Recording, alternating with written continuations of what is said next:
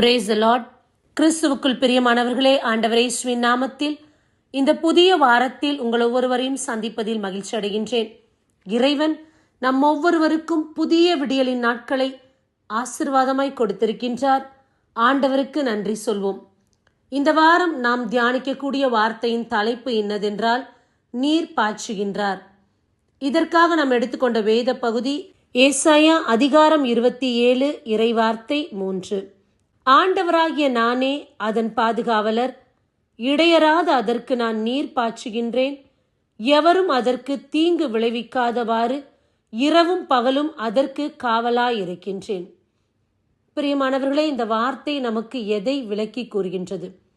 ஒரு செடி வளர வேண்டும் என்றால் அதை நாம் பாதுகாக்க வேண்டும்.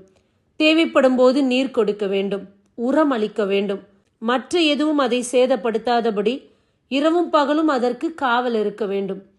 அப்போதுதான் அது பெரிய செடியாக மரமாக வளர முடியும். அதே போலத்தான் ஆண்டவர் நம்முடைய வாழ்விலும் நம்முடைய ஆன்மாவுக்கும் தேவைப்படும் போதெல்லாம் நீர் பாய்ச்சுகின்றார், காவல் இருக்கின்றார், இரவும் பகலும் காத்திருக்கின்றாராம். இந்த நாளில் ஆண்டவர் நமக்கு எப்படியாக செயல்படுகின்றார்? பாதுகாவலராக செயல்படுகின்றார், உணவு தருபவராக செயல்படுகின்றார். எதுவும் நம்மை தீண்டாதபடி அவர் நமக்கு வேலியாக இருக்கின்றார்.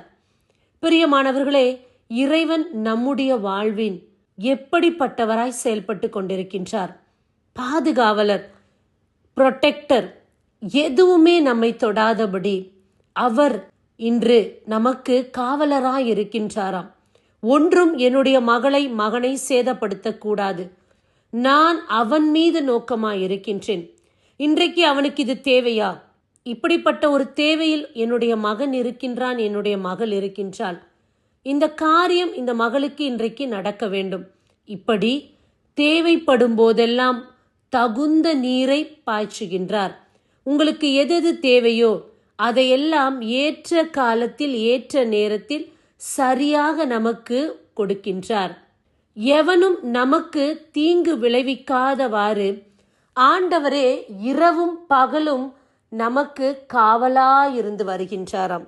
இதோ யாரும் நம்மை தீண்டாதபடி, எதுவும் நம்மை அணுகாதபடி தேவனே நமக்கு காவலாக இருந்து வருகின்றாராம். இது சாதாரண வசனம் கிடையாது. இறைவன் தம்முடைய மக்களை எவ்வாறு பாதுகாக்கின்றார், எவ்வாறு பேணி காக்கின்றார், எவ்வாறு உணவூட்டுகின்றார். ஒவ்வொரு நொடி பொழுதும் அவர் கருத்தாய் காக்கின்றார். ஒரு மணி நேரம் அல்ல, ஒரு நாள் கிடையாது. அவர் இரவும் பகலும் தொடர்ந்து ஒவ்வொரு மணி துளியும் நம் மீது நோக்கமாயிருக்கின்றார். எதுவும் நம்மை சேதப்படுத்தி விடக்கூடாது, எதுவும் என் மகளை தொடக்கூடாது, இந்த இடத்தில் என் மகன் கஷ்டப்படக்கூடாது என்று அந்த தேவையை அறிந்து ஏற்ற உதவியையும் ஆண்டவர் செய்கின்றார். வசனத்தின்படி இறைவன் நமக்கு எல்லாமுமாக இருந்து செயல்படுகின்றார். a provider, a protector. நம்முடைய தேவைகளை தேவன் சந்திக்கக்கூடியவராய் இருக்கின்றார். அதே சமயத்தில் நமக்கு பாதுகாவலராய் அவர் இருக்கின்றார். ஒன்றும் என் மகனை சேதப்படுத்தி விடக்கூடாது என்று நீர் பாய்ச்சுகின்றார் என்ற வார்த்தை உனக்கு என்னென்ன எந்தெந்த நேரத்தில் தேவையோ அதை தகுந்த நேரத்தில் இறைவன் கொடுக்கின்றார். நீர் பாய்ச்சுகின்றார் என்பது இறைவன் நமக்கு கொடுக்காமல் நம்மால் வளர முடியாது.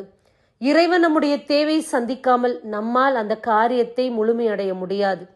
ஆகையால் அவர் தாமே நமக்கு என்னென்ன தேவை, எதெது நடக்க வேண்டும், எப்படி அதை கொடுக்க வேண்டும் என்று தகுந்த நேரம் பார்த்து சரியாக நீரை பாய்ச்சுகின்றார். சரியாக நம்முடைய தேவைகளை சந்திக்கின்றார். இப்படியாக இறைவன் நம்முடைய வாழ்வில் ஒவ்வொரு நாளும் இடைப்பட்டு கொண்டிருக்கின்றார். அதே சமயத்தில் என்னுடைய மகன் என்னுடைய மகள் எதுவும் அவனை சேதப்படுத்தக்கூடாது. எந்த இடத்திலும் என்னுடைய மகன் கையேந்தி விடக்கூடாது. எந்த இடத்திலும் என்னுடைய மகள் வெட்கப்பட்டு போய்விடக்கூடாது. இல்லை என்று ஒரு இடத்திலும் வாசல் அடைக்கப்பட்டு இருக்கக்கூடாது என்று இறைவன் நமக்கு இரவும் பகலும் காவலாயிருக்கின்றார், விழிப்பாயிருக்கின்றார். தீமையில் இருந்து, இப்பேற்பட்ட தீங்குகளிலிருந்து அவர் நம்மை விலக்கி காக்கின்றார். சேதம் என்பது அநேக இடத்தில் நாம் பார்க்கின்றோம். நோயின் நிமித்தம், இயற்கை நிமித்தம் நிறைய சேதங்கள் நடந்து கொண்டிருக்கிறது. விபத்துக்கள், ஆனால் எதுவும் நம்மை சேதப்படுத்தாதபடி இந்நாள் வரைக்கும் இறைவன் நம்மை பாதுகாத்து வருகின்றார்.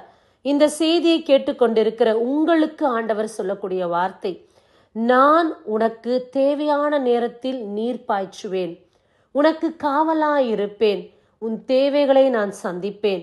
I will be the best protector and the provider. எதை உனக்கு தர வேண்டுமோ அதை கொடுத்து, எப்படி உன்னை பாதுகாக்க வேண்டுமோ அப்படியாய் நான் உன்னை பாதுகாப்பேன் என்று ஆண்டவர் இந்த வார்த்தையின் மூலமாய் நம் ஒவ்வொருவரோடும் இடைப்பட்டு கொண்டிருக்கின்றார். இப்பேற்பட்ட தேவன் நம்மோடு கூட இருக்க நாம் ஏன் கலங்க வேண்டும்? நாம் ஏன் பயப்பட வேண்டும்? நாளைய தினத்தை குறித்த பயமே எல்லோருக்கும்.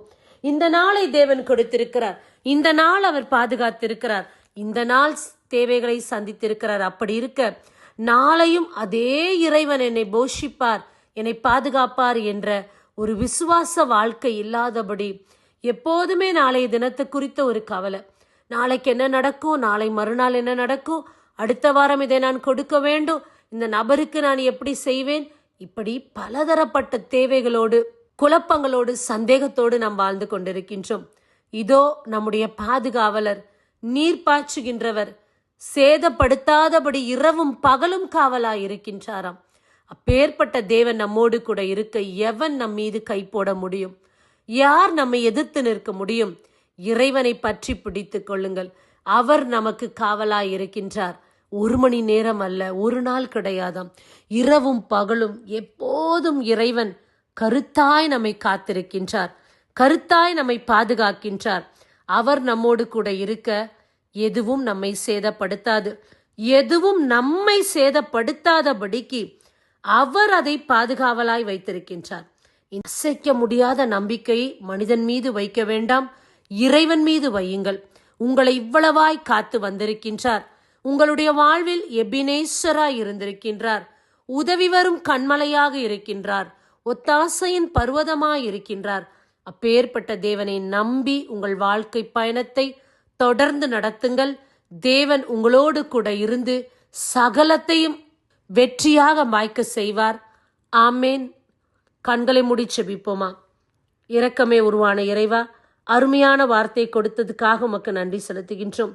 நீரே எங்கள் வாழ்க்கையின் நீர் பாய்ச்சுகிறவராய் இருக்கின்றீர், பாதுகாவலாய் இருக்கின்றீர், இரவும் பகலும் எங்கள் மீது நோக்கமாய் இருக்கின்றீர். இந்த நாளில் எங்களுடைய வாழ்வை உமது கரத்தில் ஒப்புக் கொடுக்கின்றோம். நாங்கள் பயப்படக்கூடிய ஒவ்வொரு காரியத்தை உம்முடைய கரத்தில் ஒப்புக் கொடுக்கின்றோம். எங்களுடைய பயமெல்லாம் நீங்கட்டும். என் தேவன் எங்களுக்கு பாதுகாவலாய் இருந்து எல்லாவற்றிலிருந்து எங்களை வழிநடத்தும், ஆசீர்வதியும். இந்த ஜெபங்களை இயேசு கிறிஸ்துவின் மேலான நாமத்தில் ஏறெடுக்கிறேன். உயிருள்ள தகப்பனே, ஆமேன். God bless you.